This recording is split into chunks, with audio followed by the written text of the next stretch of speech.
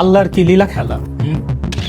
Content creator তৌহিদ আফ্রিদি গ্রেপ্তার হওয়ার পর তার অপকর্মের বিরুদ্ধে এবার মুখ খুলেছেন কন্টেন্ট ক্রিয়েটর এডিটের মাইরে বাপ খ্যাত স্বপন আহমেদ। শুধু তাই নয়, আফ্রিদির বিরুদ্ধে মামলার হুঁশিয়ারি দিয়ে ভালো উকিল খুঁজছেন তিনি। যে আল্লাহ ছাড় দেন কিন্তু ছেড়ে দেন। আজ থেকে 2 বছর আগে রোববার 24 আগস্ট রাতে বরিশাল মহানগরের বাংলা বাজার এলাকায় সিআইডির বিশেষ অভিযানে গ্রেপ্তার হন আফ্রিদি।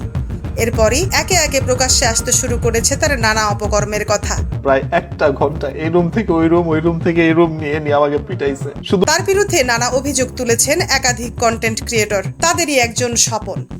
সামাজিক যোগাযোগ মাধ্যমে লাগাতার স্ট্যাটাস দিয়ে জানাচ্ছেন তৌহিদ আফ্রিদির অপকর্মের কথা। সর্বশেষ সোমবার 25 আগস্ট স্বপন তার ভেরিফাইড ফেসবুকে জানান মামলা করার কথা। লেখেন, আমি মামলা করার কথা ভাবছি, ভালো একজন উকিল প্রয়োজন। এরা আমার জীবন থেকে 1 বছর কেড়ে নিয়েছে। আমার কান্নায় এদের মন গলেনি তখন। আমার তো ক্যারিয়ারটা নষ্ট হয়ে যাবে, আমার লাইফটা নষ্ট হয়ে যাবে, আমার সংসার, আমার ফ্যামিলি, আমার। সর্বশেষ পাওয়া তথ্য অনুযায়ী গ্রেপ্তারের পর রাতেই তৌহিদ আফ্রিদিকে ঢাকায় আনা হয়। আদালতে সিআইডি তার 7 দিনের রিমান্ড চেয়ে আবেদন করে। তার পরিপ্রেক্ষিতে আফ্রিদির 5 দিনের রিমান্ড মঞ্জুর করেন আদালত। বৈষম্য বিরোধী ছাত্র আন্দোলনে যাত্রাবাড়ী থানায় সম্প্রতি একটি হত্যা মামলায় তাকে আসামি করা হয়। এই মামলায় মোট 25 জনের নাম উল্লেখ এবং অজ্ঞাত আরও 150 জনকে আসামি করা হয়। তাদের মধ্যে 11 নম্বর আসামি তৌহিদ আফ্রিদি।